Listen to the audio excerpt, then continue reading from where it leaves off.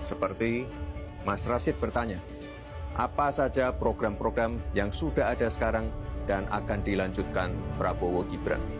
Gini, semua program-program yang sudah ada sekarang seperti Kartu Indonesia Sehat, Kartu Indonesia Pintar, Kartu Prakerja, Program Keluarga Harapan, KUR akan terus kami lanjutkan dan kami sempurnakan. Bahkan kita juga akan membuat beberapa program unggulan yang lain. Hebat, hebat, hebat, hebat, hebat. Halo, welcome back to my channel Mesjo Alvisa.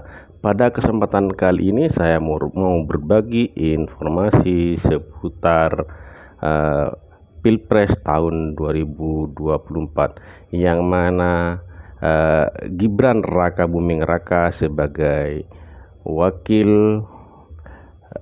calon wakil Prabowo Subianto menjawab tentang pertanyaan-pertanyaan yang ditanyakan oleh masyarakat kepada calon nomor urut 01 yaitu Prabowo Gibran selama ini. Yuk tanpa lama-lama lagi langsung menuju ke videonya. Let's go. Hai, saya Gibran Rakabuming. Saya menerima banyak sekali pertanyaan tentang bagaimana Prabowo Gibran bersama-sama masyarakat akan membawa Indonesia maju. Akhirnya, saya putuskan untuk membuat video ini dan menjawab beberapa pertanyaan yang sangat menarik. Jadi ini ya teman-teman. Seperti Mas Rashid bertanya, apa saja program-program yang sudah ada sekarang dan akan dilanjutkan Prabowo Gibran?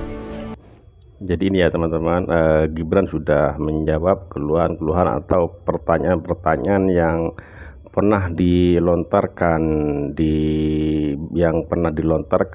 di waktu kampanye mau mengadakan makan gratis atau mau meneruskan program-program yang ada sekarang ini. Mas Gibran menjawab semua di video ini ya teman-teman. Gini, semua program-program yang sudah ada sekarang seperti Kartu Indonesia Sehat, Kartu Indonesia Pintar, Kartu Prakerja, Program Keluarga Harapan, KUR akan terus kami lanjutkan dan kami sempurnakan. Bahkan kita juga akan membuat beberapa program unggulan yang lain. Hebat, hebat, hebat, hebat, Hebat. Luar biasa ya Mas Gibran.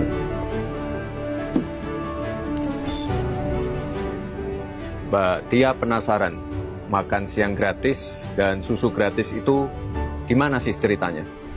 Program ini adalah program yang paling dibutuhkan oleh anak-anak Indonesia dan ibu-ibu yang sedang hamil. Untuk membangun generasi emas, kita butuh anak-anak yang sehat. Ibu-ibu hamil juga nutrisinya harus kita jaga untuk mengurangi angka stunting. Jadi sekali lagi saya tekankan, ini bukan hanya program, tapi investasi. Selain itu, program ini dapat menjadi stimulan untuk memajukan UMKM, pemilik warung makan atau warteg.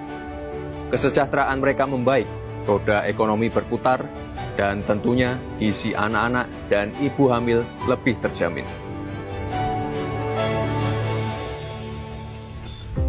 Ini nih, Mas Salam mau tahu apa pentingnya hilirisasi untuk dilanjutkan. Kita harus keluar dari middle income trap. Maka hilirisasi kita lakukan untuk penciptaan nilai tambah, sekaligus melipat gandakan GDP. Dampaknya apa?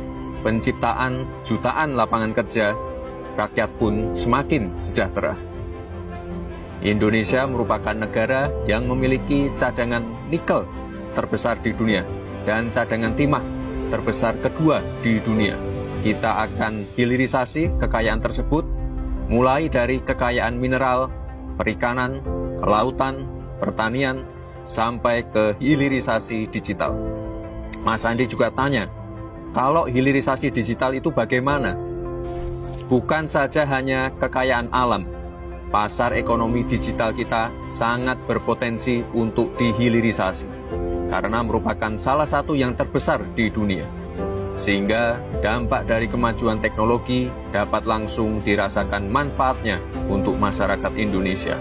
Jangan sampai kita hanya jadi pasar saja, tapi kita harus menyiapkan talenta yang handal, sampai dengan teknologi, dari infrastruktur, sampai dengan produk digitalnya.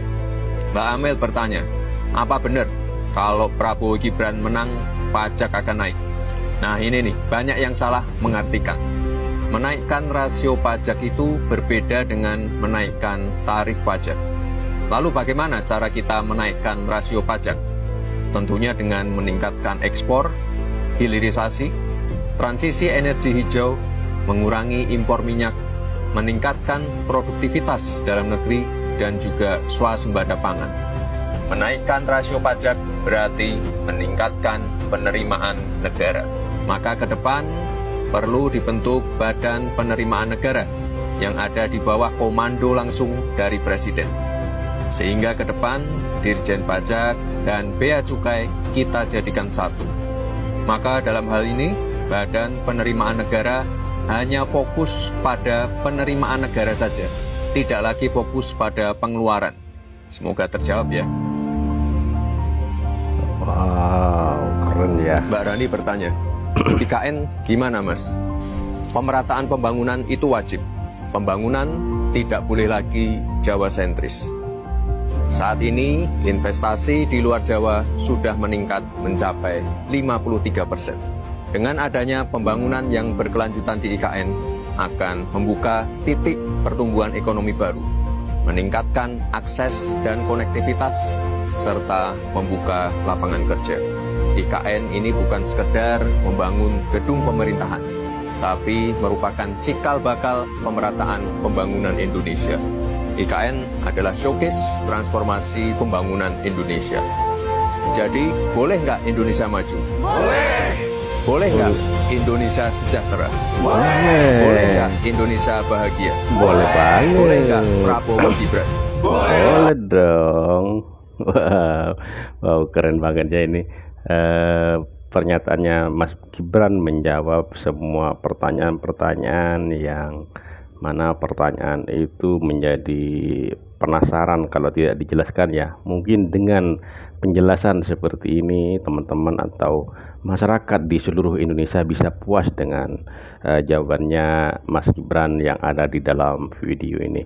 Oke, terima kasih buat teman-teman semua, buat masyarakat Indonesia. Semoga dengan adanya video ini teman-teman atau seluruh warga negara Indonesia bisa paham atas jawaban yang diucapkan oleh Gibran Rakabuming Raka sebagai calon wakil presiden Republik Indonesia tahun 2024 yang alhamdulillah sekarang dalam realcon KPU sudah tertinggi, suaranya sudah tertinggi ya. Insya Allah mudah-mudahan Prabowo Gibran jadi presiden Republik Indonesia di tahun 2024 ini. Amin. Terima kasih. Sampai jumpa di video selanjutnya.